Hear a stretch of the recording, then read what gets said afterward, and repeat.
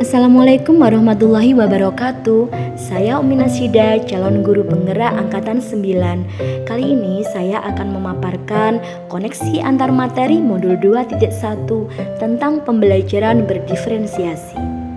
Apa itu pembelajaran berdiferensiasi?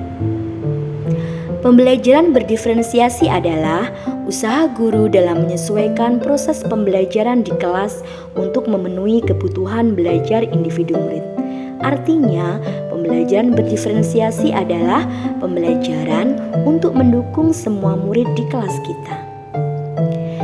Kita sadar setiap anak adalah unik. Mereka punya kelebihan dan kekurangan masing-masing. Begitu pula dengan minat, gaya belajar, pola pikir, kebiasaan, kemampuan literasi, numerasi, dan lain-lain pasti berbeda.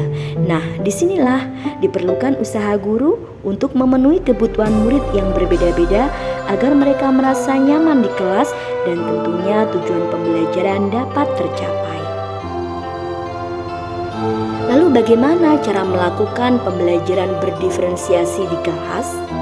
Cara melakukan pembelajaran berdiferensiasi di kelas, sebelumnya guru harus memahami tujuan pembelajaran, mengetahui dan merespon kebutuhan belajar murid, menciptakan lingkungan belajar yang mengundang murid untuk belajar, melakukan manajemen kelas yang efektif, dan tentunya melakukan penilaian berkelanjutan.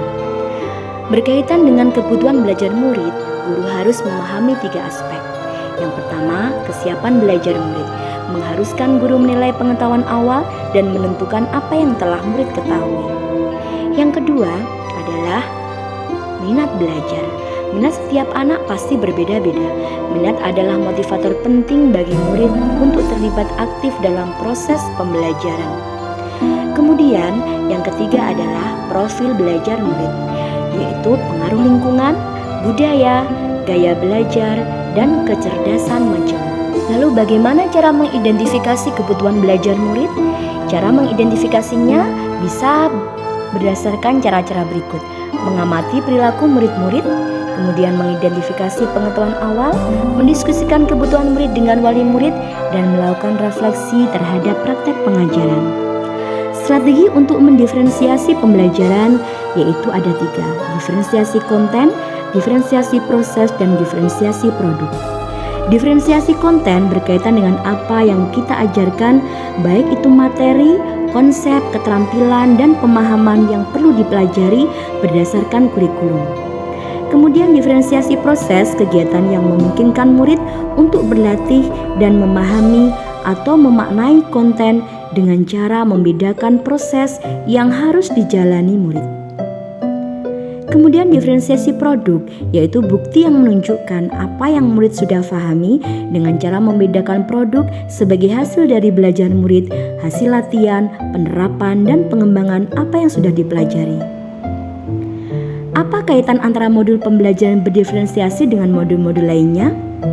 Kaitannya adalah untuk dapat melakukan pembelajaran berdiferensiasi, guru harus memenuhi kebutuhan belajar murid sesuai kodrat alam dan zamannya berdasarkan filosofi Ki Hajar Dewantara. Kemudian, dalam melakukan pembelajaran berdiferensiasi, guru harus berpihak pada murid, mandiri, kolaboratif, inovatif, dan reflektif agar dapat memenuhi kebutuhan belajar murid. Dengan demikian, seorang guru penggerak dapat mewujudkan kepemimpinan murid dan menuntun murid. Hal ini sesuai dengan nilai dan peran guru penggerak.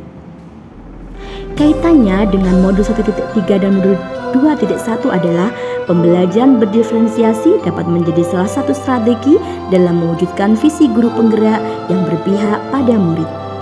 Dalam pembelajaran berdiferensiasi antara guru dan murid harus ada kesepakatan kelas terlebih dahulu agar proses pembelajaran dapat berjalan dengan baik sesuai dengan nilai-nilai budaya positif.